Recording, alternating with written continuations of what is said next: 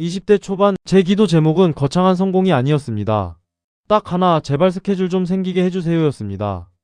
갈 곳도 없고 만나줄 사람도 없던 20대 남자 총각이 아메이 사업을 한다는 건 그만큼 외롭고 막막한 일이었습니다. 제 또래 친구들은 한창 놀기 바쁜 나이였으니까요. 하지만 그 간절했던 기도는 현실이 되었습니다. 지난 12월에는 뉴욕과 하와이를 누비느라 한국에 거의 없었지만 사업은 오히려 더 크게 성장했습니다. 어떻게 이런 마법 같은 일이 제 인생에 일어났을까요? 저는 소위 말하는 아메이 2세입니다. 중학교 3학년 때 평생 꽃만 만지시던 어머니께서 40대 중반의 나이에 사업을 시작하셨습니다. 당시 사업가였던 아버지는 꽃이나 꽃이 무슨 사업이냐며 무시하셨죠.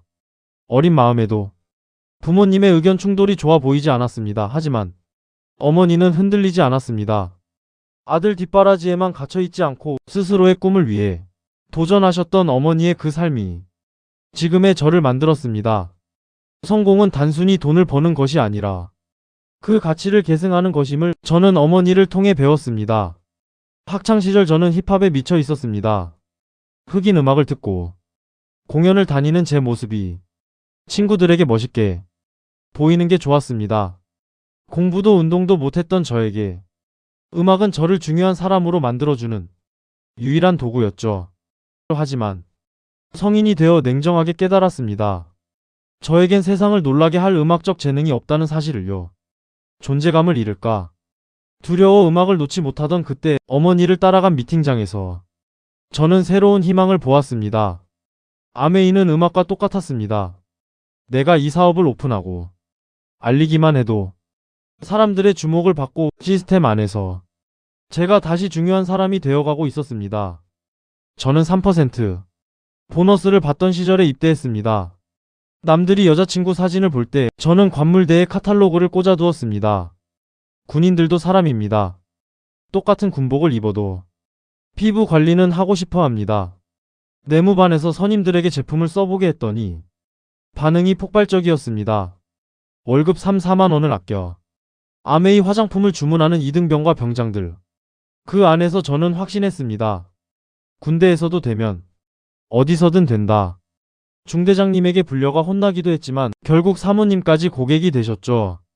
군 생활 2년 동안 300권의 책을 읽으며 저는 월급 받는 삶이 아닌 인생을 경영하는 법을 뼈저리게 공부했습니다.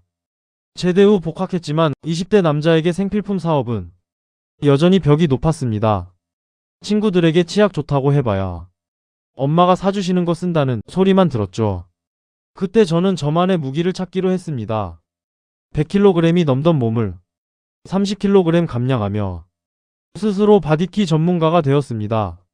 가방에 인바디 체중계를 넣고 다니며 커피숍에서 양말을 벗고 고객의 체성분을 체크했습니다.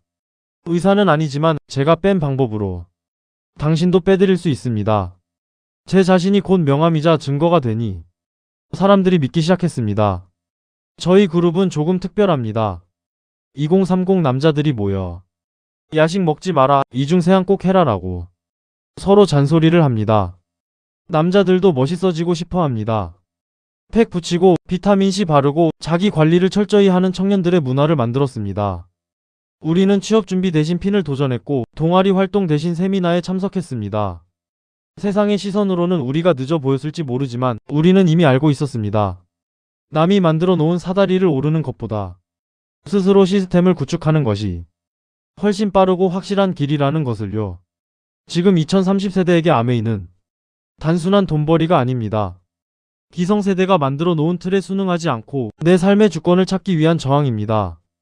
저는 미팅장에서 만난 아내와 함께 20대부터 꿈을 꾸고 도전하며 다이아몬드가 되었습니다.